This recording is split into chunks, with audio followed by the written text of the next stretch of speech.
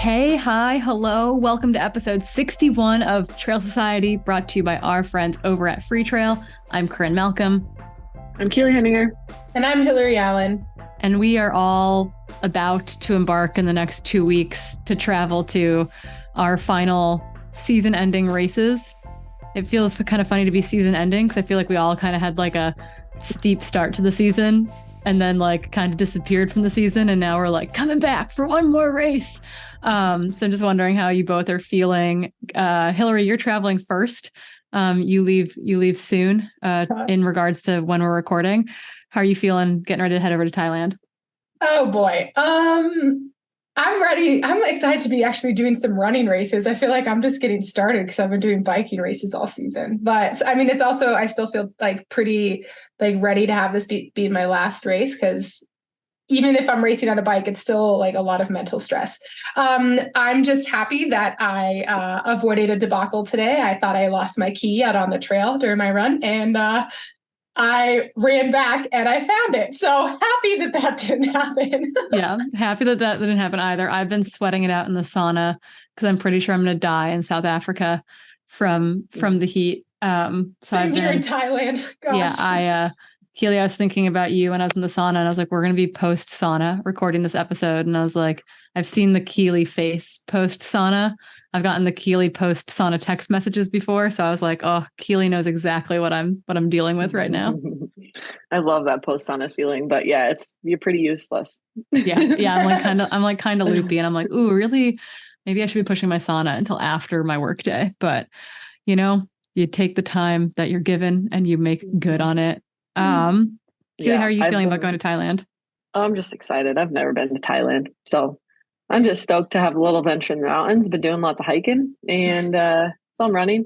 Well, a lot of running too, but lots of hiking. And I feel like Portland's been helping a little bit because been really humid. So that's been nice, but it's not been hot at all. So I'll be saunaing too, probably just kind of as a supplement. But mainly just stoked because I'm doing we're going to do some fun stuff in Thailand before the race and after the race. And then going to go to Japan. So kind of turning into an adventure, and just stoked to be out there and just explore new trails and go in just goal to have fun and refine my roots of running.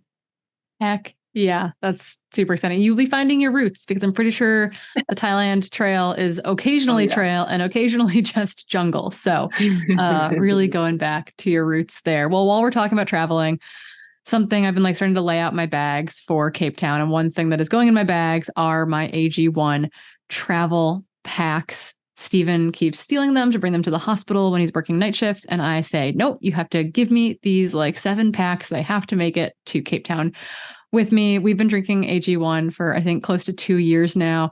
And I've really been able to notice this kind of energy difference. Talking about that loopy sauna feeling, that AG1 post feeling also kind of hits pretty hard too. So if you would like to try AG1, which is, the supplement that we've really trusted to support our daily needs. That's why we've been a partner with them for so long. And if you also want to take ownership in your health, that can start with AG1. To try AG1 and get a free 1-year supply of vitamin D3K2 and 5 free AG1 travel packs, those packs that I told you were having marital strife over, you're going to head over to drinkag1.com/Trail Society. Again, that's drinkag1.com/Trail Society to check out some AG1 today.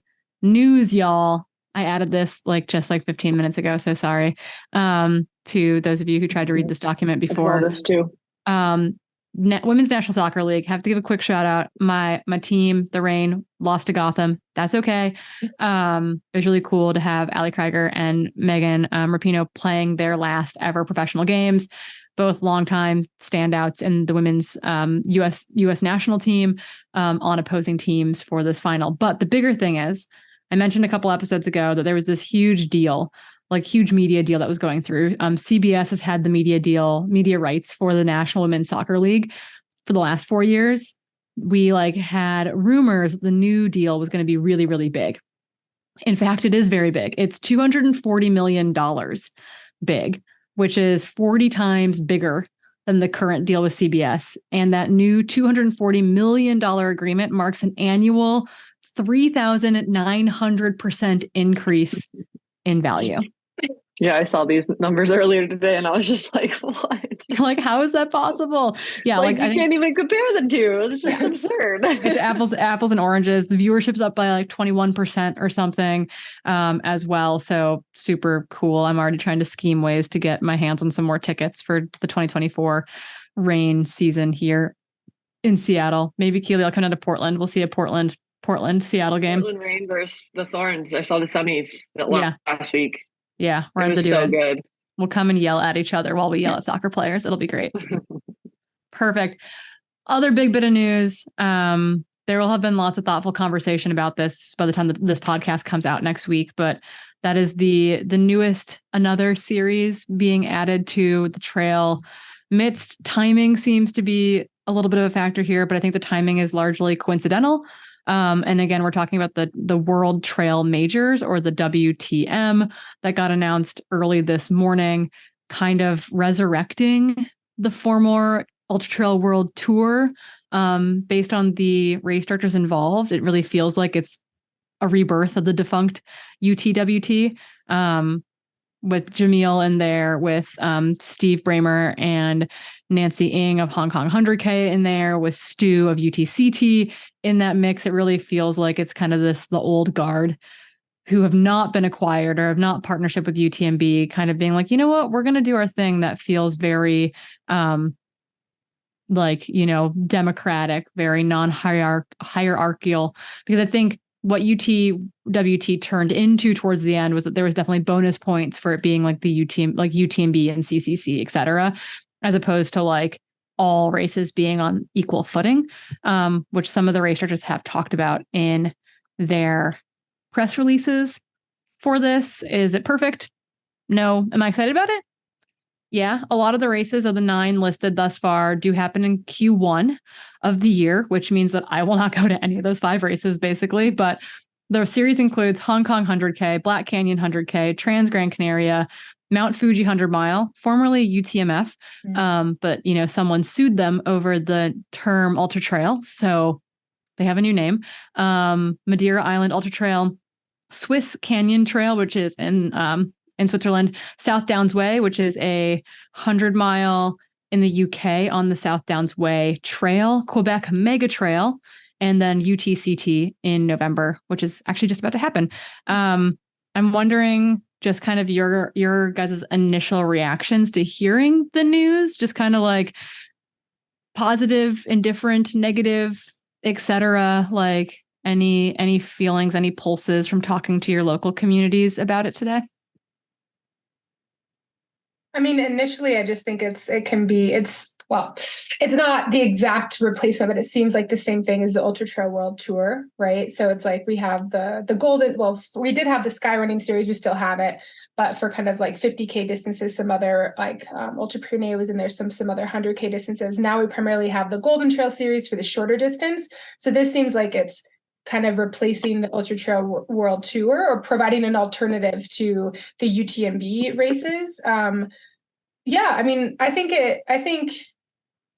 not necessarily, it doesn't need to be a series, but I think it can be, just because these races are cool on their own, but I think it could be cooler, an incentive for people to kind of do a different series if they want to do that throughout the year for like a different type of final. So I think it's cool.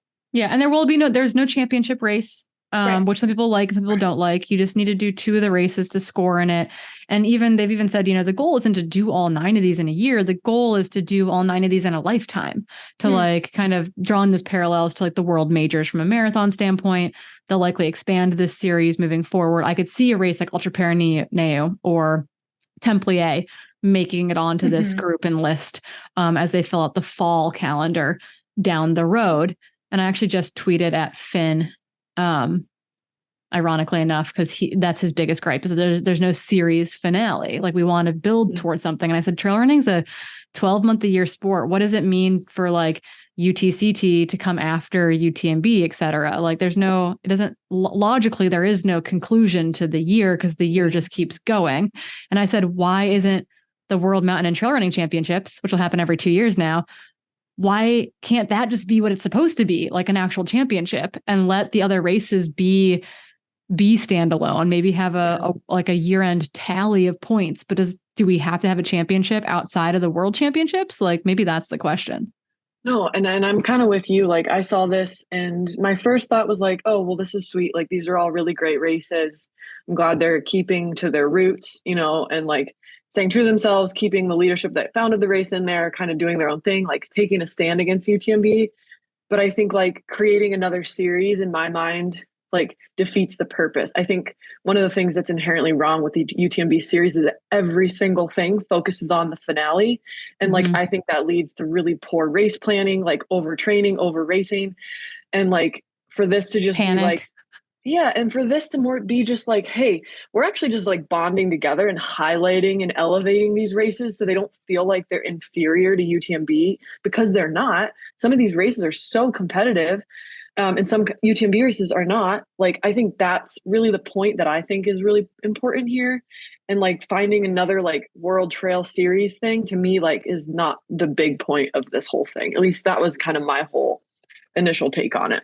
Yeah, I agree with that too. I think that maybe this could also be kind of a place where elites can go if they don't want to do the UTMB series and still have a competitive series of races, maybe like even without the final, but still something like that where you can still have a place to kind of compete against the best. Because you're right, like these races are all, they've been already competitive. They've been super competitive, but I think it could be another thing to be like put to sponsors to be like, oh, hey, like this could be a good highlight. Signaling. It's signaling that if you like, it's signaling that, hey, like we will put together a competitive field here and like these races matter. And I think it's important to remember that there are so many races that matter.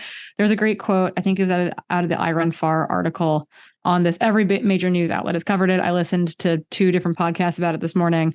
My brain is turned to complete mashed potatoes, sauna notwithstanding. But Steve Bramer, who is one of the co-race directors for Hong Kong 100K, said, he describes the WTM as an association of the most emblematic races in the sport coming together to be a positive for the sport as a whole, connecting runners, communities, and cultures around the globe who love the sport of trail running. The focus is on all runners, not just elites, and the races are independent, retaining their individuality, authenticity, and heritage, but working closely together. Each race takes pride in, contributes to, reflects, and is nourished by its community. And as every trail runner knows, it's the community that makes trail running so special. Our sense is that not all global running tours really recognize that. So maybe some subtle shade there to be thrown at UTMB, but I get it. And apparently this has been in the work for months. Someone asked, well, this is, convenient timing to have this released 3 weeks after the Wham UTMB news broke. And they're like, oh, we wish we could pull together a global race series in 2 to 3 weeks. But this has been, it sounds like talks have been going on since, basically since the Ultra Trail World Tour stopped its existence. So it's cool to have it finally kind of coming to fruition. And they have to announce at some point. And I think it's good to put these races back on the map as still very significant races because they all are sweet. Yeah. Particularly for like Hong Kong 100K that like I think has been majorly impacted by the pandemic. I was fortunate enough to go to that race in January of 2019. And unfortunately I'd like gotten hit on my bike like a week before I left and like had re-aggravated a back injury, and it was not ideal to try to run 100K in those conditions. So I did not finish that race, but it's getting to experience Hong Kong was so cool. And I think like the international trail running world remembering like, oh yeah, these races exist, and any of these are bucket list races. Like I've been to Madeira twice now. Like it's insane. I've wanted to go to Mount Fuji for like year after year after year for like the last like many years, but it's always been like in conflict with something else in my life, more like my husband's birthday, like family events, etc. Not because I have other race commitments, but because I like physically like can't leave the country. So yeah, these events are important to get back to. And I think like if they're putting money into this series, which I'm sure they are to some degree at least, like there's probably going to be better coverage of these races, and with better coverage becomes more enticing. It's more enticing to sponsors. And then, sponsors might not just be like, oh, you're not running UTMB. Like we are mad at you, or like, we only want you to run UTMB. So like, if we can make these races also kind of go up to that level, then we give people like the ability to choose a race they actually want to do and not just be like all in on just 1 or 2 races every single year on repeat, just like the same race. Yeah, I agree wholeheartedly. It's exciting to get to kind of stretch our legs a little bit, I guess, pun intended. Okay, well, we can't stay on this for too long because we need to keep bopping along, but that's kind of our initial take. And by the time this comes out, we'll probably have more hot takes on this. But we'd be curious to kind of know how you guys feel about another series being added to the mix, kind of with all that information already bouncing around. But we had to hit some results. I want to just highlight 2 races, Tunnel Hill and the Moab Trail Half Marathon, that have both taken place in the last couple of weeks. Half marathon up to a 50 mile and 100 mile. But I had to highlight Tunnel Hill because it was stupid fast. Once again, remember, this is a race that takes place on like a crushed gravel towpath, kind of rail trail style trail, but produces super, super fast times. Charlie Lawrence bettered Jim Walmsley's 50-mile world record that Jim set back in 2019 during the Hoka Carbon X project. Jim's time at that point was 4 hours, 50 minutes, and 58 seconds for a 50 mile. Charlie won the race, setting the world record in 4 hours, 48 minutes, and 21 seconds, which is averaging 5:46 mile pace for 50 miles. Whoa. Stupid. It's so fast. It's so fast. And I think from what I read on iRunFar, he's competed in like the US Road 50K. And I think he paced Des Linden for her 50K. And that was like, that's his ultra experience, basically. So that was super, super cool to see. And then on the women's side, fast times were run on the 50 mile as well, with Polina Hodnett and Allison Mercer running 5:54 and 5:57. They both broke the previous course record, and they actually landed in the 5th and 6th all-time spots for the American women in the 50 mile distance. So super, super stellar times there.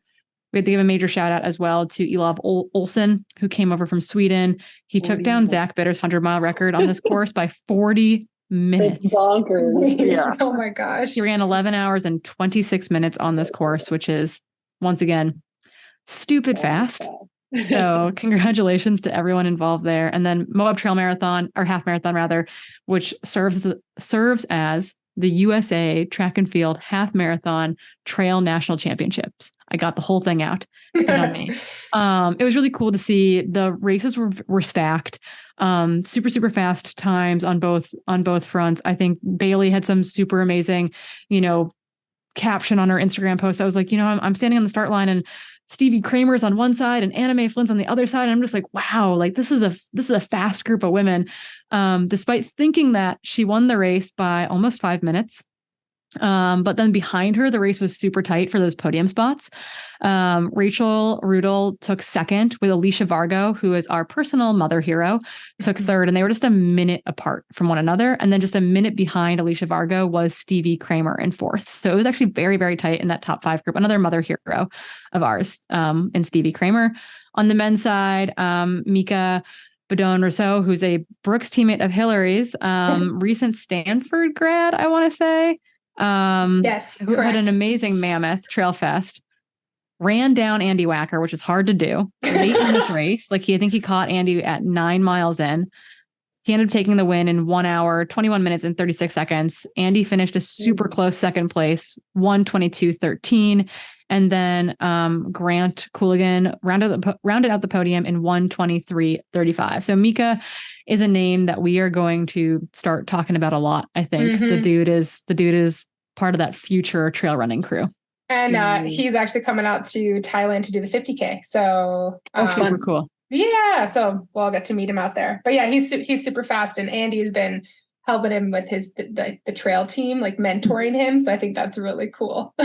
That is super cool. Yeah, that whole group is. I know Anna Gibson's kind of part of that group as well. So they've got a cool thing going for them over at the trail team. Andy's really taken that whole thing under his wing. It's sick. Kind of next and it's one thing to say like, oh, Andy Wacker's moved on to the next chapter of his career, blah, blah, blah. He was still second and led the race until mile 9 before his little protege picked him off. That's Andy's not retiring anytime soon is what I'm getting at. And actually I ran with Andy not too long ago, and he had serious, Achilles surgery. So it's really cool to see him racing. Yeah, he had Haglund's deformity. Exactly. So well, It is what it is. You get older, the kids start trying to beat you. It's a whole thing. We'll keep an eye on it though. We'll make sure we keep those little kiddos in check. Okay. And people listening to this are like, you're not old. It's like when Dylan Bowman complains to me about being old. And I'm like, dude, stop. You're like 3 years older than me. Like, how many times has that man retired? A lot. I'm just retiring. Like, I'm just retiring. I'm done. And then I'm coming back into the sport. He won't listen to this, so it's fine. Maybe Ryan will tell him. He'll be like, "Oh, Corrine, I've been training. It's going really good." And I'm like, "Yeah, no, duh, man. When you run, you feel better." Well, yeah, it's Dylan Bowman aside. It's brilliant. It just makes for good comeback stories. Yeah, always the comeback story. Okay, we have to give another shout out though, and that's to the folks over at The Feed. Y'all, I just placed a kind of hilarious feed order that I'm hoping they ship really fast. If any of you have experienced The Feed shipping you a snack box, it like you hit order and I feel like it's on your doorstep the next day. For Hillary, they probably just like bike it over to her house because they're in Boulder. It takes a little bit longer to get to Seattle and Portland, but not that much longer actually. And I've got waffles coming because I'm flying with those things because that's what I'm going to be toasting up race morning for Cape Town. But I'm like I think I've vomited up every single sports nutrition product on the market right now. And so I've got an eclectic bunch of things that I am taking with me. I think there's like 5 or 6 brands involved in my UTCT nutrition plan, and all of them are coming in that feed package that will arrive before I depart for that race. So we have to give a shout out to The Feed. They're keeping us fueled on the trail, fueled off the trail. They're in our recovery shakers. They are Keely's coffee supplier, apparently. They have a little bit of everything, including like a bunch of supplements that are not all, but many of the companies they carry are certified safe for sport, which is amazing. Got some of that stuff coming as well. So if you want to try The Feed, you're going to go over to www.thefeed.com/Trail Society. And there you can get a $15 credit to spend on $35 of product. Again, that's $15 every quarter. So $60 free dollars which is like how girl math works, $60 free to use over the course of the year. So take our advice on girl math, go over to thefeed.com/Trail Society to get your snack credits today. Okay. Are you all ready? Meat and potatoes time? Yeah. Keely's backwards hat energy today, which I really appreciate. Balling out over there. Okay. You guys delivered. We asked you to send questions. Y'all came at our inboxes a little aggressively. And we're going to cover as many as we can today. We might not get through everything, but one thing I do want to add is that there were some really good questions that we're not going to cover today. And those include things like strength training for ultra runners, prenatal and postpartum anxiety and depression in running, how pro contracts work and the process to becoming a pro athlete, and then youth in ultra endurance sports. Those were 4 really interesting topics that I think we would like to dive deeper in with some experts in the field, some people that are experiencing it personally, et cetera. So thank you for the episode ideas, I guess. But just want to know that we won't be covering those questions today. And if we miss a question, know that it's going to stay in our Ask Us Anything document and we'll come back up another time. Are you ready? Okay. And keep sending us those questions, even if we don't put yours in, because we always do society slams too. Yeah, Yep. They can end up in our society slam and they can end up in a document that is just like our brainstorming document, which is kind of gross and not very well organized, but it lives, it exists. Okay, first question. Someone wanted to know, how do you recover emotionally and physically from a fall? Which I thought was hilarious because I fall just like all the time, but it's super minor. Keely falls in like moderately traumatic ways, and then Hillary falls off the sides of mountains. So this is a really great question for us. And so I'm wondering, since my falls apparently are not traumatic, but just happen all the time, I'm wondering how the two of you have emotionally and physically recovered from your falls. Keely, yours is lighter. Why don't you go first? I mean, it definitely is lighter, but this year was pretty traumatic too, where you're like rolling on the ground for 30 minutes. I definitely didn't run for a couple months after that. Yeah. I think it's like really silly to think that you need to recover emotionally from a fall, but I think that is 100% true. And so I think giving yourself the space to acknowledge that it is an emotional recovery, regardless of how silly that makes you feel, or how hard that is like the first step is like acknowledging that you can cope it. And so like I had to like sit with that for a really long time. And then I would go out to the trails and like go on walks. And as I'd be walking, I'd be like thinking about falling. And, you know, when you think about falling, you're gonna fall. And so you have to slowly, like, really just start asking yourself, like, is this something that happens all the time? Do you normally fall and dislocate your shoulder? Answer is no. I mean, I probably fall more than the most of us, but like, that's not going to happen every time you run. Like, you're a gifted runner. You don't fall every single day unless you're Corrine. And so, like, you have to kind of come to terms with that. It's not something that's going to happen all the time so that you can try to run again. And like, for me, that was really hard just because like I'd fallen or fallen / sprained my ankle for 2 years now in a row and had to drop out from both. And like, by the end, you're just like, man, I just maybe should retire. Like, clearly I can't do this. But yeah, you have to just kind of acknowledge that it's a thing and try to slowly coax your way into doing it. And like, start off really timid, do whatever feels good. Like, don't make yourself run fast downhill. Like, stay really controlled. If it's baby steps and it's a mix of running and walking, that's fine. That's step number 1. And then you can slowly build from there as you get more and more confident. And then just give yourself a lot of grace and don't rush it. Yeah. I think it's not dissimilar. Yeah. It's not like dissimilar from like skiing or biking, etc., where it's like, yeah, maybe you're going to break a little bit more at the top of something until you get comfortable. And then you're going to find yourself breaking less and less and less and less and less. And all of a sudden you're like riding the whole thing or running the whole thing, etc. So I think there's like, that feels silly when it comes to running, but it's not silly. Hillary, I know that your fall was a little bit different. I don't know which way you want to take this, but you know, how do you recover emotionally and physically from a fall? Yeah, I mean, I think it's just, you have to give yourself time. I mean, I'm in many ways, like mine is fairly traumatic, like, and I'm still dealing with She wrote injuries. a book about it, if you haven't read it.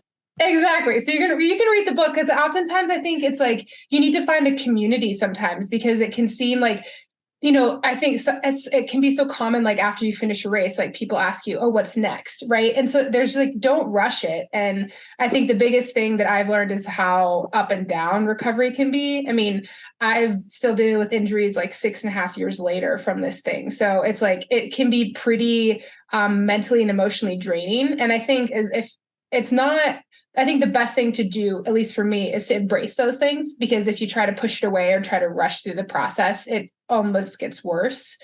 But yeah, I mean, if you're looking for a little bit of community and, you know, to try to come to grips with it mentally, and that it's okay, you could read my book. It's called Out and Back. But I honestly do think the biggest part is just staying patient with yourself and not forcing yourself into anything too soon. Mm-hmm. What does your first run look like back? Oh gosh. And that's the coolest thing is it's not a run, it's a hike. Honestly, like I would go before any injury, before I do any return to run. I mean, I obviously do a lot of cycling, but before I do even a return to run of like run 1 minute, walk 5 minutes, I'm doing hiking so I can actually gain confidence back. And a really big thing, especially for me and ankles. I mean, Keely, I don't know if you tried this, but like poles, they helped me so much in helping me like regain my confidence and my balance in my body. And I was using those a lot, even on like a non-technical trail, just to like help me kind of gain confidence back. Cause yeah, it is. I mean, you know, running and trail running, especially downhill, it's a confidence sport. You know, it's like the more fluid and like the less you think about falling, the like, you know, if you're thinking about falling, you're tense up, and I think it's more likely to fall. Yeah.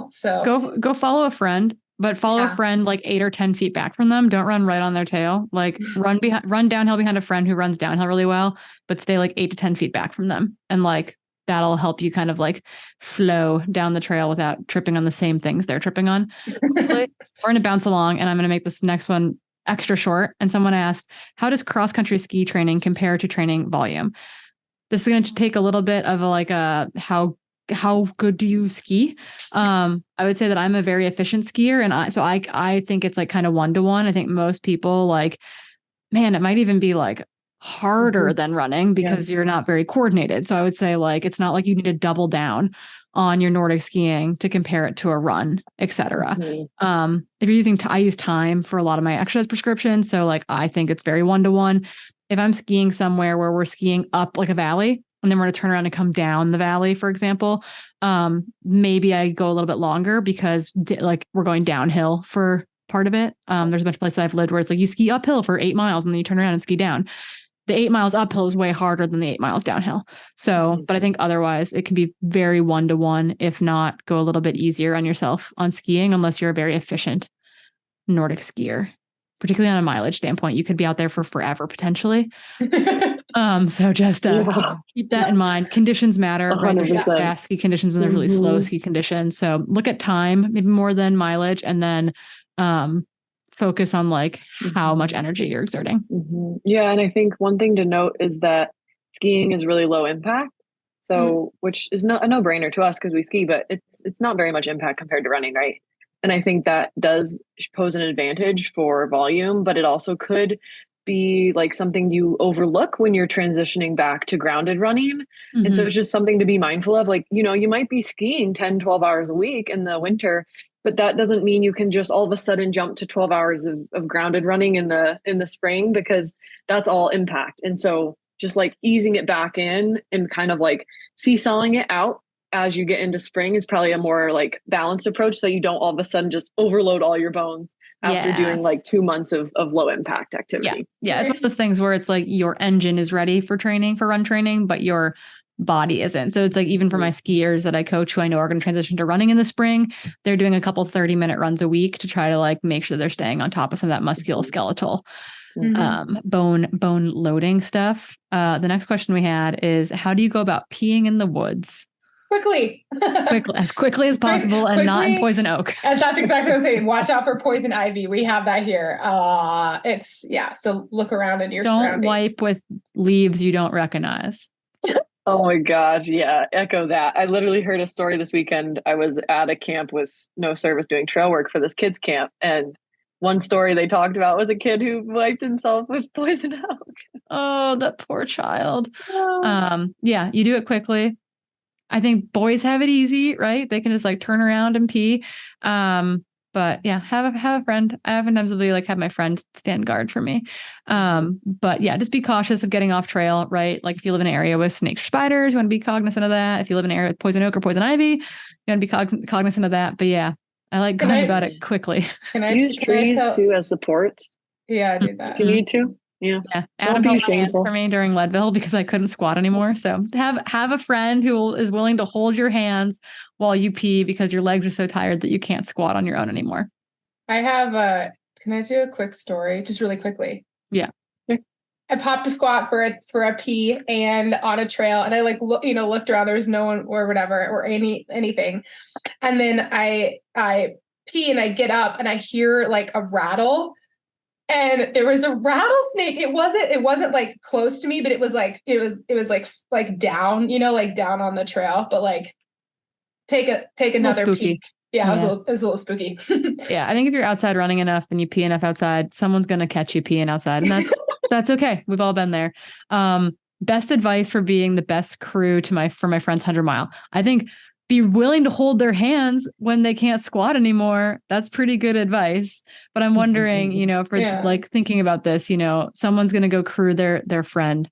How can they be the best 100-mile crew person possible? The first thing I would say is have a conversation with your runner about like when, like, at what point is it okay to like talk about quitting, right? Because that's going to happen at some point during your race. And I think to be like the best crew, I remember Elise was like crewing me at like, at UTMB, and I was having a bad time, and I didn't want to stop. And I think she knew that, but it's just, she kept me in the aid station, put food in my mouth, and then didn't let me think about quitting. She just like pushed me out the door. Right. So it's like, having that conversation with your crew so that they can just be like, oh yeah, okay, you want to quit? Well, we're going to keep going. Here we go. Like, so they can be your biggest fan and like, do what you need, but not entertain, stopping, I guess, I think that's smart. Those pre-race conversations are probably the most important piece of the puzzle. Know their expectations, don't hurt, like they might not want to talk. Maybe they're normally talkative. They might not want to talk during the race, and that's okay. But having all those conversations pre-race is really important. Like I have a rule where like I don't let my crew ask me how I'm doing. because I'm probably doing bad and I don't want to think about it. So I will tell you how I'm doing. Don't ask me. So it's like, I don't want them to ask how I'm feeling, because it's like, I want to just absorb their energy, and I don't want to like put my negative energy out there if I'm in a bad place. Yeah. And then I think another thing is like, if you want to be a good crew member, again, obviously everyone's different, but I think one really important thing to think about is like, never talk about how many miles are left. Don't be like, oh, just 70 more. No. No. If you've discussed it prior, you can discuss like how much is to the next aid station or something like that, but never bring up how many miles are left. Never let them talk about that either. As soon as that person's head goes there, like bring up the next aid station, bring up the next like short amount of trail run. When you're going to see them next. Exactly. Like do not let their mind go that way either, because that's really unbearable, especially if they're starting to feel any sort of like fatigue or anything. Their mind will just grasp onto that. And then the last thing I was thinking of is, again, you're going to feel a little bit like a bad friend, but it's actually like really helpful if you don't give them too many options, but like you really like want them to eat something or drink something. Like, don't be like, oh, what do you want? Because like nothing sounds that appealing, and most likely they'll be like, nothing. You can be like, hey, do you want this or this? And like, or like, you said you were going to want these, you got to pick one. And like, it sounds a little aggressive, but like, it will help them. It's really harder to say no to that than someone asking you what you want. And like, oh yeah, my crew just hands me things. They're like, here's the top, like, here's the top ramen. And you're like, I guess I'm eating top ramen now. Like, it's just, they are now your passenger. Sorry, I didn't mean to interrupt, but the thing there too is like doing that early. Like if you're feeling like a rock star, like early on in the race, it's like, oh yeah, like making sure your runners stick to their nutrition plan, because they will become, well, at least you become like a tantrum child if you don't eat during. Ask them to show you their gel wrappers. Say like, oh, how's it feeling going? Where's the gel wrapper? Treat them like a 3-year-old. They are now a 3-year-old. Yes. Yeah, they are. If you've ever experienced preschoolers, they are now your preschooler that you were responsible for. Yeah. That's about as much leash. Yeah. Not okay. Okay. Next short question that I'm just going to rattle through was, is it bad to run in minus degrees Celsius, and what to do about it? So Celsius, 0 degrees Celsius is 32 degrees Fahrenheit, for those of you who are trying to do conversions in your head. Furthermore, so we've talked about this a little bit. I've written articles about it. Generally speaking, I don't worry about temperatures until we get below -4 degrees Fahrenheit or -20 degrees Celsius. Those are like the FIS legal limits for like ski racing, for example.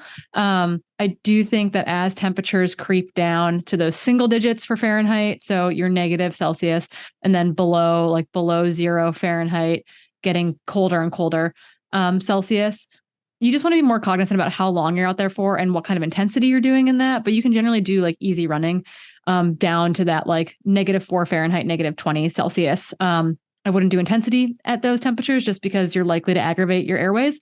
But there's you can definitely run in negative degrees Celsius. You can even run hard in those kind of initial bits of negative degrees Celsius, which are going to be like that 20 to 32 degrees Fahrenheit. So you're okay, I promise. But if you want more information, send me a DM and I'll send you towards some articles. Okay. And a past podcast, no? And a past podcast and like an I Run Far article and some other stuff. So there's lots of info out there. Google my name, Corrine Malcolm. I've written way too much about this. Okay. This question was, I think, phrased a little, I was like trying to dissect it a little bit. It said, what was the most difficult thing for you to understand or implement in your running? And I think this was specifically geared as a woman, like specifically as like a female runner. What was the most difficult thing for you to understand or implement? Kind of understand about your body, understand about yourself, and then implement that within your running. But anything specific that comes to mind? Well, I think the biggest thing here, and I think there's also some questions about this later, but the comparison.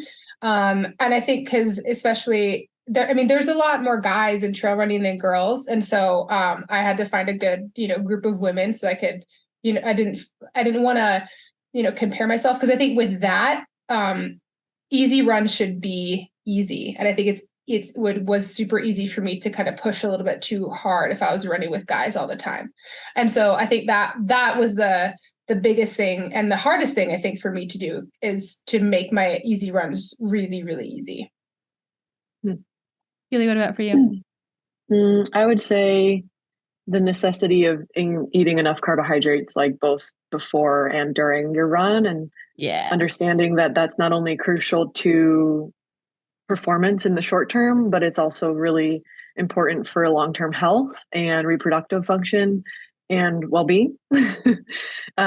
Understanding that, you don't have to cut calories or cut carbohydrates to be really good at running. You need that fuel to be the best that you can be. And so understanding that is important was a long journey for me. And I've been obviously open about this, but I think that's difficult, not only for me, but for a lot of women in the sport and in running in general.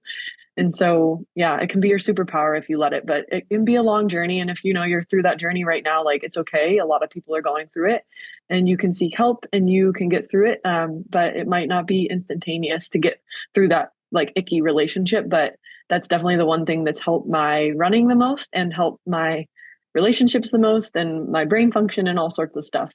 So yeah, I wish I would have learned that a lot sooner.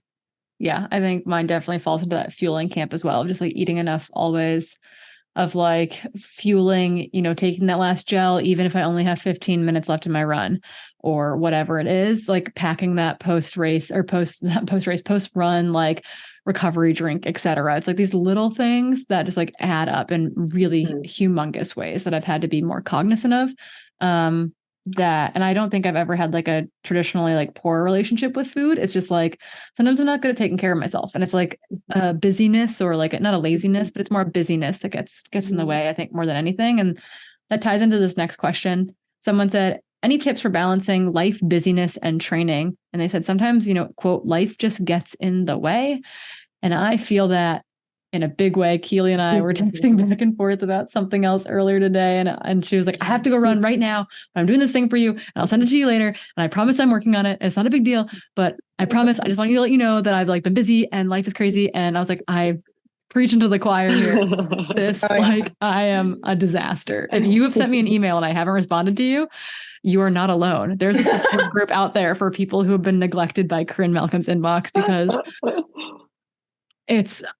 my inbox is out of control. Like life, busyness, and training it's the balance is a fallacy. Like I have to intentionally carve out time, both for work and for training and for the little things. Like if I don't block an hour on my calendar to like walk to the gym to like do a sauna session, it's not going to happen because I'll just work instead. And so it's like, balance is a fallacy, but it's like, knowing when you have to prioritize one thing over the other, or like making little cuts here or there to kind of get the most you can in, and just knowing that you're not going to keep all the balls in the air at the same time. Yeah. Because I have been dropping balls a lot recently. And giving yourself some grace if like you don't have the capacity to follow the plan that day, even if like you were supposed to run X amount and you only have time for something. Like today, I was supposed to run a really long run, and what did I do? I ran 2 hours. And so, probably 35% of what I was supposed to do, I didn't have time for anything else, but I'm not going to lose sleep over it, because I have another day this week that I have a bigger chunk of time that I'm going to actually block off, and I'm going to make that the day. And like nothing in my training is jeopardized from this. Like, you have enough training in your body that like messing a few days up because like life is getting in the way, you feel super stressed, you're not liking the running, you're dreading the running, like that is okay. It will sort itself out. Like a couple days here and there are not going to break you. This is kind of the opposite spectrum of what Corrine was kind of talking about, of like trying to fit it in. It's like also giving yourself the grace that if you can't fit it in, or you have to like alter it a little bit, that is a-okay. I am altering things constantly. It's just Kylie, this week's like, what did you do? I felt like garbage running Friday and Saturday. I don't know why. I just like felt horrible. Like my quads felt completely blown and I was empty. And so I like cut my long run short on Saturday and like came home and walked my dog, had like a bunch of food and walked my dog. And then yesterday I like showed up to run with a friend and I was like, hey, like I'm hoping that I feel good, but I might not. And I might just like go back to my car and get headphones and walk. And it's like, I felt great. And I like extended that run a little bit so that I could like kind of hedge back the other direction. So it's like, there'll be days that you go long and days that you go short, and it all kind of comes out in the wash at the end. And that's like, it's just being like consistent in the long term, but flexible in the short term, like on a daily basis. That's like my motto. And I think the other thing I wanted to kind of piggyback off of what Keely was saying is I honestly, and sometimes it helps me to block it off in my calendar, but to schedule some like downtime where I don't have to do anything, like where I can just read a book or just do like take a bath Scroll for an on hour. Instagram for 10 minutes just watching puppy stories. Yeah, just like something to just like have, because I think, if we're always doing something, because you can do everything at all hours of the day, if you like have a non-traditional job, right? Or if you have other, family obligations and stuff like that. So that helps me to just, because I'm quite an introvert, so I need to have some solo time. Yeah. Steven will be like, do you have work to do? And I'm like, there's always work to be done. Yeah, exactly. Like there's always, it doesn't stop. I just choose to end my day eventually. And it's like, there's always, the deck is never wiped clean ever. Yeah. One thing that I know helps JT, because he actually has like a very high stress job that could go from 6 a.m. to 8 p.m. is having a group to meet. Like he will not miss a group workout to save his life. Like he will be there unless something crazy happens. But if he is left to his own devices and he's like, I'm going to go for a bike ride later, and like work gets crazy, that's way harder to hold yourself accountable to, right? Than like, oh, I'm meeting friends to do this thing. So like, finding a group or one other person that maybe can meet you one night a week where, you're pretty exhausted, but you get out for something. Might not even be as much as you need or you want, but it's something. Having that accountability, I think, helps after work, because like that time after work is brutal, especially now with daylight savings where you're off work and it's dark. Like it's just hard to have motivation. Yeah. We're all human, and it turns out life is hard sometimes, even if it's just running and work and family. Okay. Next question. Can you crush trail training on a treadmill, both incline and decline, when no trails are nearby? Yeah. We got lots of thumbs up for this audio format podcast, unless you're watching on YouTube and you saw faces light up. But yeah, oh my goodness. I have so many athletes that are hiking on treadmills because it's winter, because it's dark, because the weather sucks, because they don't live by trails, because they have infants that they're responsible for, et cetera, et cetera, et cetera, et cetera. Like treadmill training. Steven is like, my husband's super busy working these like long ER shifts. We live pretty close to a gym, our climbing gym. He like runs over there, and the dude is like crushing treadmill workouts because like that's what he's got time to do. And it's like, it's so awesome from like a fitness builder, from a time perspective, from like a flexibility standpoint. Like it's a great alternative. Absolutely. Yeah. I've trained a couple people for very gnarly races from New York City and areas where there's not much vert. And like, I think the treadmill supplement is fine. Like it builds your fitness a lot, and it gives you like a lot more bang for your buck. Again, to the Corinne's point, is like you can get a lot of elevation gain in a short amount of time and not have to like go hike down an entire mountain to climb up it, or vice versa, hike all the way back down, which takes double or triple the amount of time. Yeah. I think air climber too. Love that. Yeah. One question that builds off this, that I want to hit on, and we're kind of moving into like a different, I grouped these, but they don't really matter. Someone asked, kind of piggybacking off this like treadmill question, was how does it work with remote coaching? When you're prescribing trail workouts and you might not know the trail. So I think that like is honestly like similar to this treadmill question, where it's like, what is training? What is coaching? Like how does prescribing work remotely, be it inside, outside, on trails, not on trails? I'm not familiar with everywhere my athletes live, et cetera. Like, how do you guys both find that works or doesn't work when you're working with different athletes? So I think the biggest thing with this, because I mean, it is a big thing. Like, I mean, obviously it's easier to train people if they live in the area that you've been. I mean, I know we've all traveled a bunch, so you can kind of have you have a familiarity with a lot of different trails around the US or even the world.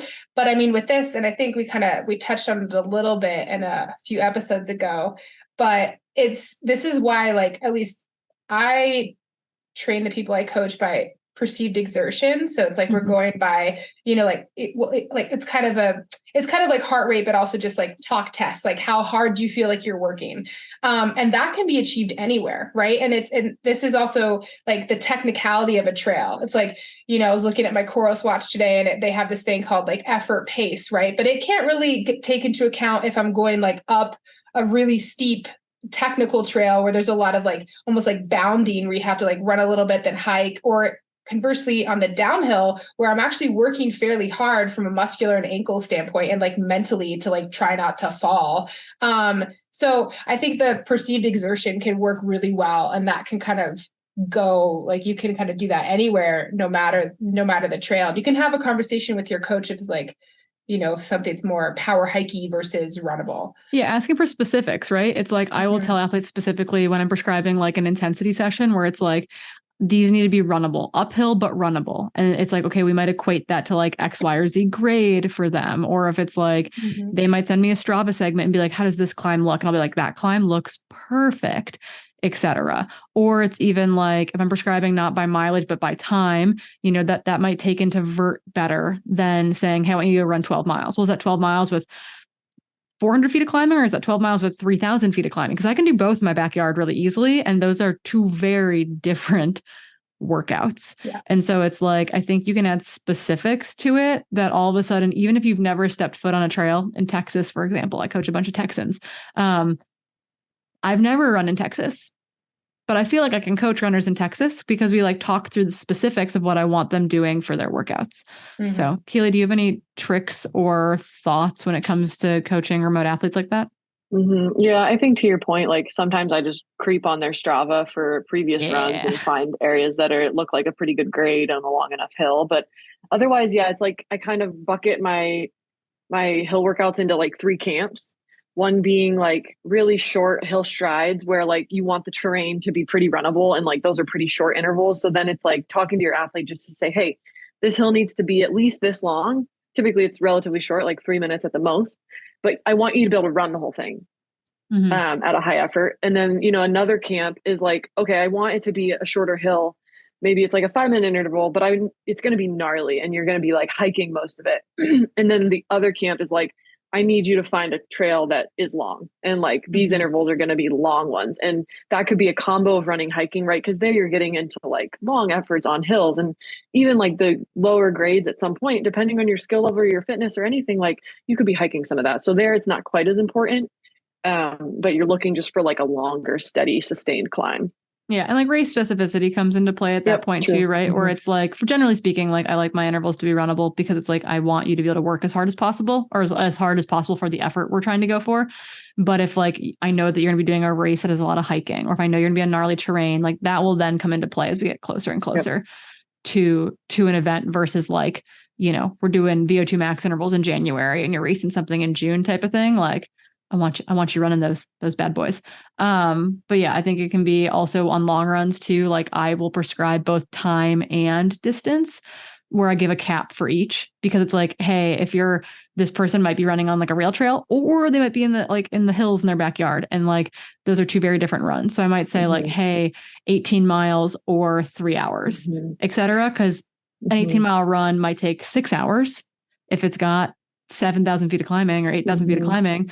Or it might take, 2.5 hours if they're on a rail trail. So it's like giving them that, like, I'll do a cap where it's like this many miles, or you're capped here. Like this run is not longer than 3 hours type of thing. So it's like, I think that you can play with prescription to allow for flexibility while not limiting like terrain like not being like, this is what you have to run on this weekend, et cetera. Right. Yeah. I have one more to add, just is one other like fun trail workout I like to do is like run intervals, hike intervals, where you're like practicing that transition. Cause I find depending on the race, again, it's obviously race specific, but some people have really hard time running to hiking to running. Yep. And so sometimes you can play around with fun little workouts that are like, run moderate, hike really hard, run moderate, and just practice the transition. And for me too, on the receiving end of that, like, I think those workouts are so fun. They don't really feel like workouts because you're like switching a lot, and it's like, just feels kind of like a game. Gamified training for Keely. Keely has the gamified training. I love it. Okay. Yeah, that's fair. One thing I wanted to note is that someone wrote in a question about the Golden Trail series, kind of asking how it works, et cetera. Are they all sub-ultra distance races? They are all sub-ultra distance races. But if you want to know more about the Golden Trail series, we're going to recommend that you go over to the Sub Hub podcast that is hosted by MK Sullivan and Danny Moreno, two amazing sub-ultra trail athletes. MK runs for Kraft, Danny Moreno runs for Adidas Terex. They both race in the Golden Trail World Series. So go over and check out the Sub Hub. They've done some kind of deep dive and some like explanations behind the scenes as to like how the series works, etc. And then deep dives into specific races on that series. So again, it's over at the Sub Hub if you want to learn more about the Golden Trail World Series. They are the experts. So we're going to let them take that one. Okay. One other question I definitely wanted to cover was, how do you deal with post-race blues? And that's both, those can be positive, like, woohoo, I did the thing, come down. You know, it's like even Olympians are bummed after the Olympics. And it can also be like the race maybe didn't go 100% as planned blues as well. So I'm wondering how each of you have dealt with post-race blues in either scenario. Yeah, I mean, I think it's like, it can be hard because mentally, I think you're psyching yourself up, right? You're doing the training, but you're almost thinking about this race that you're doing every single day. And so then when it's done, I mean, I'm a very goal-oriented person. So sometimes like, I'm like, okay, well, what's next? But then I'm tired and I want to actually, you know, celebrate the achievement, like that I, you know, did the race and, you know, so I think first and foremost for me, at least, it's like acknowledging that it was a big thing that you did, even if it went well or poorly or like anything in between. It's like kind of honoring that and giving yourself a little bit of space and not like rushing yourself to think about the next thing. Cause I think it can kind of lead into this like, oh, I don't know, like you're lost. Like you don't have like the next goal kind of ready. And I think that can be dangerous because then can lead to like overtraining or like doing too much and like honestly mental fatigue as well. So. I feel like I've written about this a lot, at least like in my head. I can't even remember if I've published any of this, but I like to think of ultra trail running, like especially in the infancy of my career, as having like a never ending finish line. Because especially if you're running kind of for the wrong reason, like you get to a finish line and you're not content with yourself, you're not content with the race. So you're automatically like thinking of something else. And so how I kind of deal with that now so that I don't have as big of a letdown at the end of the race and automatically think of something else, because like basically nothing would satisfy me because, you know, there's always more you can do.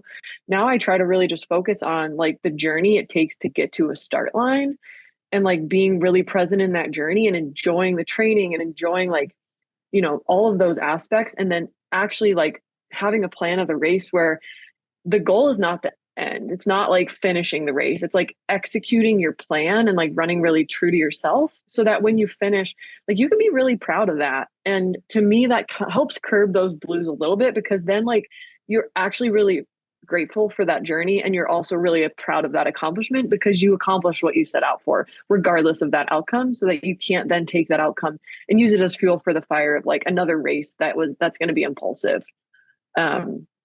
And yeah, that I feel like it's really, really helped me. And then also just like the community letdown is also big. Like I think going to races, it feels like you're reunited with a bunch of your friends. And to me, I think that's the hardest part about not having the race is like you're enveloped in that, in what it feels like is a really long time because you're probably there a couple of days before, you see all these people and like racing is fun. And so for me, it's always that kind of letdown. You're like, man, now I'm like not around all of my friends. And that's really sad. And so what I try to do after that is just schedule more play dates with my friends. And so that fills that void a little bit and makes it feel like, no, your community's still there. Like, yeah, you're leaving that race community, but you still have a community and they're right here. That makes me really happy. Yeah. It's like, I need like social only runs post race. Oftentimes, like once I return to run or like, I also get really excited for like really embracing that time off or doing something different for a little bit. Like I even feel that pre-race even where I'm like, oh, I'm so excited to like be at this race and do the race and then be done with the race because it's like, I'm excited for like that like exhale of the season, of the event, etc. But yeah, sometimes you really need that decompression. Maybe this is like, I don't think I'm technically an introvert by any means, but I do feel like I stretch myself in a really big way at these events, both socially, etc. Like I'm doing commentary a lot. or I'm like being pulled in a bunch of different directions. And I like distinctly remember traveling home post UTMB / Infinite Trails this year. And I like had a full day train ride to get from Innsbruck to Geneva. And then I like had the flight the next day. So I basically had 2 days like completely to myself where I didn't have to talk to anyone. And I just like sat on this train and I didn't read. I like wasn't on my phone. I wasn't like listening to anything. I just had headphones on. So I like could be like in my bubble. And I just like stared out the window and I like didn't do anything or say anything for like a 6-hour train ride. And that felt really good and really like refreshing. So I think it's like, and then like I get home and I take some time and then I get excited about, the next race or the next season or whatever it is. And I think you naturally need those like ebbs and flows. Mm-hmm. Yeah. Kind of staying on this topic, someone asked about specifically about getting their mojo back. And I think that'd be a great topic to touch on briefly before we maybe run through some rapid fire questions. Once again, definitely not going to get everyone's questions today. I'm so sorry. We'll have to do another Ask Us Anything, but it was, how do you get your trail running mojo back when you lose it? And this is for the runner that's having a hard time getting out the door. Is it the same sort of thing? Is it that just giving it time or having a social network to pull from? Like, what do you guys do when you think that your trail mojo is missing? I mean, that's happened to me quite a bit this year. Same. It's been an up and down process. I think the main for me, it's like having people to run with, and like kind of like Corrine, how you said earlier, it's like, okay, well, I'm not exactly sure how I'm going to feel, but like, here's maybe the plan. I just want to start with you and see how I feel. And also just having that really honest conversation with your coach, because it's like, it can feel this weird sense of expectation if you don't want to like let them down, or even like let myself down. Like I would feel guilty for not being motivated. And so it's basically, okay, like I get to choose if I want to feel guilty about this or not, and just meeting yourself where you are. And then like I think the more pressure that I put on myself, like the worse that motivation rut becomes. So it's just kind of, and I think a really cool thing too, it's just allowing more flexibility, like to deviate from the plan and also do something that sounds just pure fun. Like if a run doesn't sound good, but a bike ride sounds good, then all right, I'm just going to get out on my bike. Yeah. Sometimes I find that my mojo is missing, not because it's like actually related to trail running. It's like related to other things. Like my stress bucket is just too full. Like I think my Strava title from Friday's run or Saturday's run was like, can stress cause like blown quads?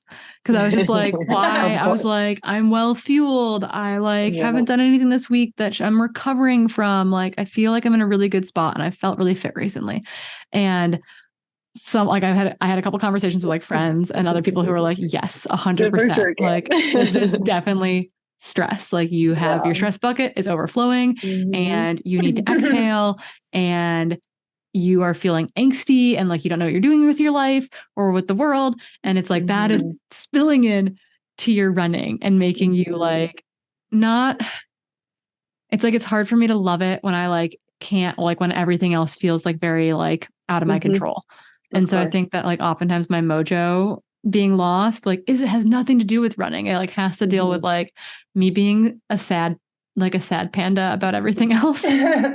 Yeah. And then sometimes that can go 2 ways too. It could be that like you are maybe overcooking it a little bit and that's bleeding into the rest of your life. But thinking of mojo for me, I actually recall an episode where we read, I think it was feedback from a fan. I can't remember exactly the forum, but somebody called us out kind of like, hey, I know you guys always talk about racing from like a pro lens and how important they are and like how you need to finish and run this certain time.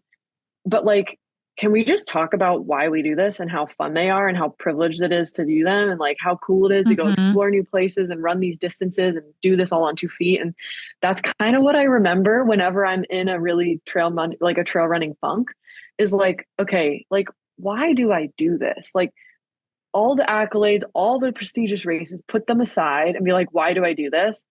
And try to remember like what your real reason is. And then just do stuff that feeds that, and that is it. And that might be like one day you don't feel like running at all.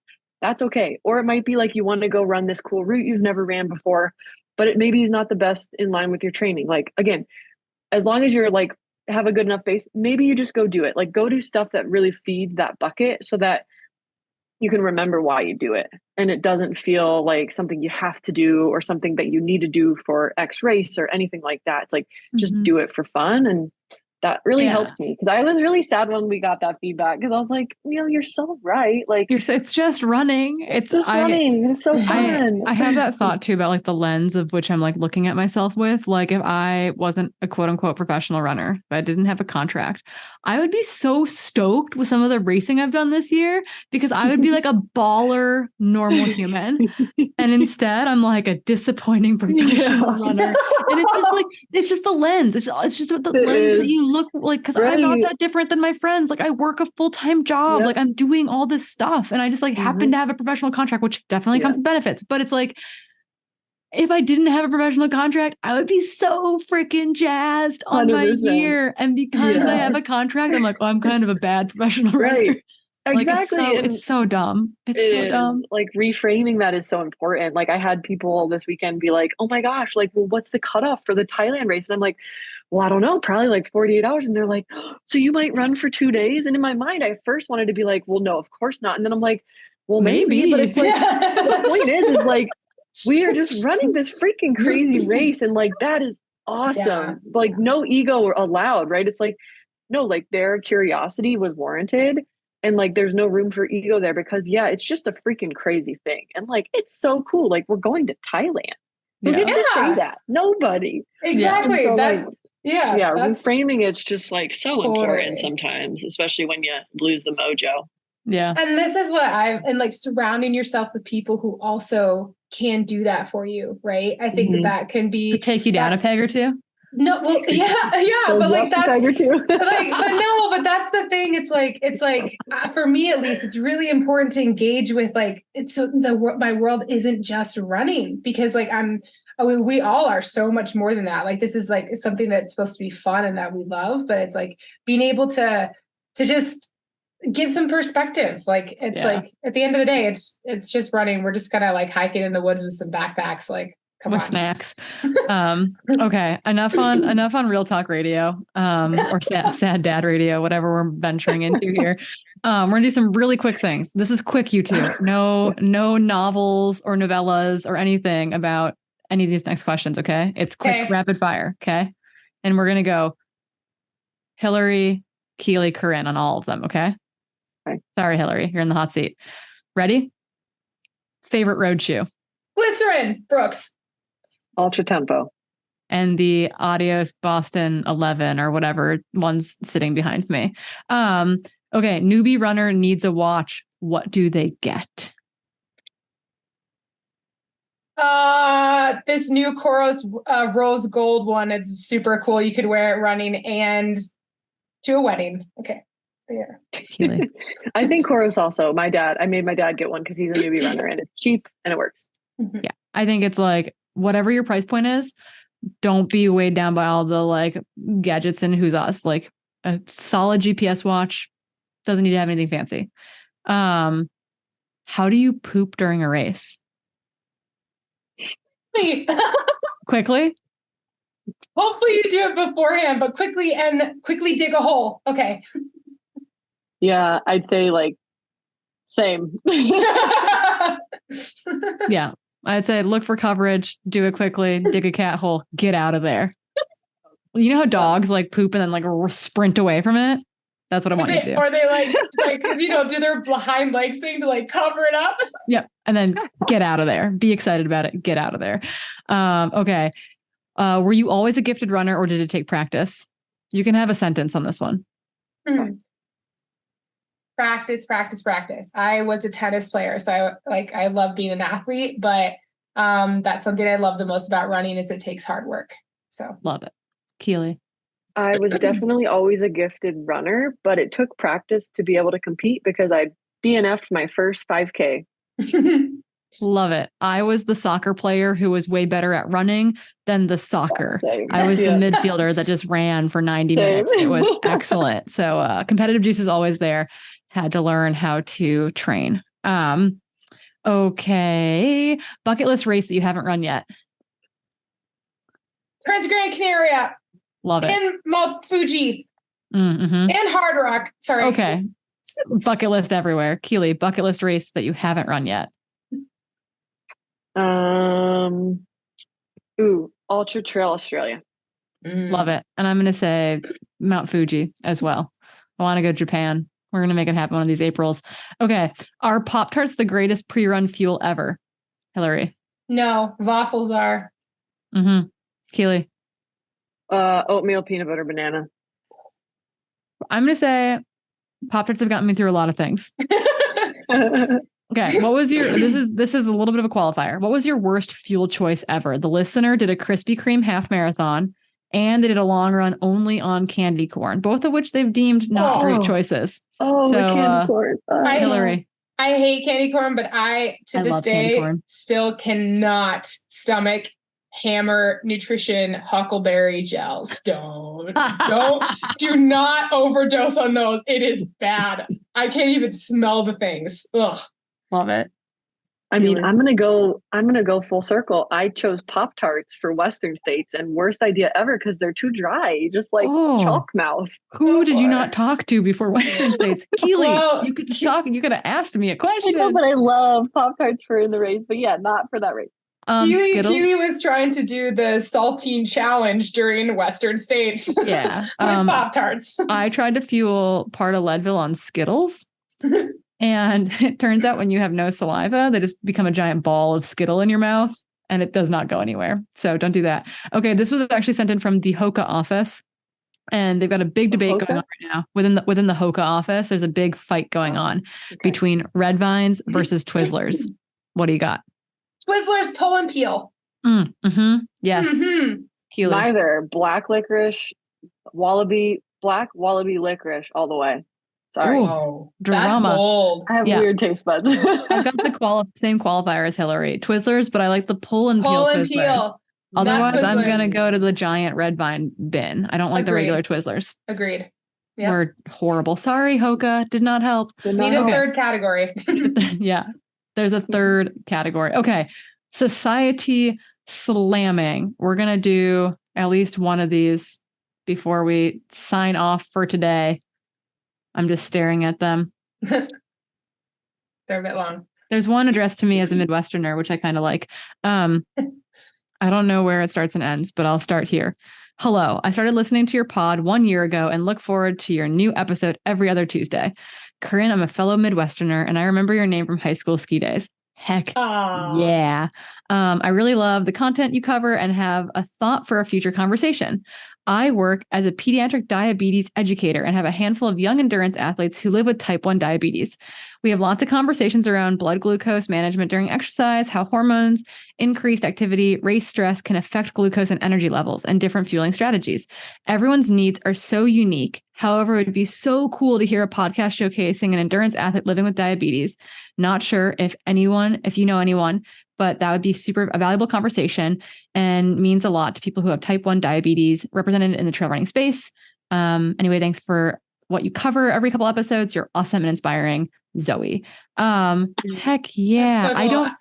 I was going to say, I know, I grew up with Chris Freeman in the ski world, and he's a type 1 diabetic, and listened to his trials and tribulations about dealing with figuring, how he needed to fuel out. But I'd be super curious to do an interview with a type 1 diabetic or someone who's just dealt with diabetes in the sport. And I actually coach someone, and it's an interesting, it's really interesting because even if he has caffeine pre-run, it spikes his glucose levels. So we have to be really careful about him practicing race nutrition on his long runs, because then it can become this really this interesting thing about having to then bring insulin with him. And he does 100-mile races as well. And even at altitude, he wants to do Leadville, so that changes things a little bit. So interesting. yeah, it's just a constant conversation. Yeah. So I guess if you're listening to this and you are a type 1 diabetic, reach out to us. We'd love to hear more of your tips, specific things you struggle with, things that you found work really well for you, et cetera. And we can kind of pass some of that along and maybe find an interview out there as well. I guess we have one last question and then we'll sign off for today. The other slam, I'm just going to read it and make you guys answer it because I'm on a roll. It says, how do you deal with feeling like you're losing, quote unquote, losing fitness when in a period of rest and recovery, especially when dealing with an injury? I always find myself extremely stressed out that I'm losing all my running strength, even while cross training. Is this just a mental thing or does fitness actually deplete quickly? ? Which I don't know why I had to read the question mark. It's obviously a question. Is this mindset, I've been doing too much talk to text, clearly. Is this mindset something you have struggled with? This is a great question because it's like very real. And I think that we've all struggled with it, have had athletes struggle with it, and have like come out the other side, I think, in a big way. So Keely, why don't you start with this one? Like, what comes to mind when you hear this question? What we've preached a million times is that you don't lose fitness as quick as you think you do. But I've definitely struggled with it, and it's easy to go down that rabbit hole of like, oh my gosh, I haven't ran for a week, I'm going to lose all my fitness. Me and Corrine have said many times, it takes longer than a week for you to lose any fitness.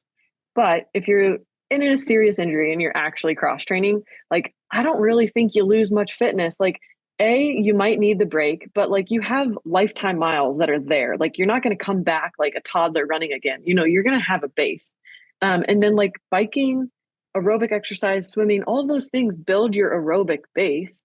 And then I think personally, like, mountain biking is like a sick cross training that really increases your anaerobic threshold too, especially with the uphill running. Like, I remember getting off the bike one summer during COVID, I feel running so and like fit off the bike. Oh my gosh, running up hills, you're like, oh, I can slow down a little bit. I don't have to redline this whole bike up the hill. Like, so it's like the scientific answer, no, your fitness will not deplete that quickly. Other types of exercise will keep your fitness up. Like, your fitness is only really deteriorating if you're sedentary all day long for an entire like 10-day period and do absolutely nothing. And even then it's like I think it's like 2 weeks. And even then it's like a really small decrease, and it generally has to do with blood plasma volume decreasing. So if you're cross training, like not incessantly, just like a little, just like a normal amount of cross training, you could maybe add something like the sauna if you're worried about it, but it's blood plasma volume decreases when you're sedentary. And so that's part of what's happening there. And then the other piece is like, it's neuromuscular. So generally speaking, like that first run's going to feel really weird, but then it's going to come back really quickly because those are the two major components that cause fitness decreases. I'm using air quotes on a podcast that you can't see, to explain like what that sensation is when you come back to running. Well, and apparently stress can cause blown out quads. So don't stress about it. Don't stress about it. No blown out quads for you. You're going to have a couple of rough days and then you're going to feel amazing. Okay. We're going to sign off there for today. We hope you liked the format of this podcast. We'll hopefully do more of them in the future. It was really fun, I think, personally. Self-proclaimed, loved it. So slide into our DMs. Let us know what you thought. Leave us a 5-star review, tell your friends about it, et cetera, et cetera, et cetera. We love you all, and we can't wait to see you out on the trail.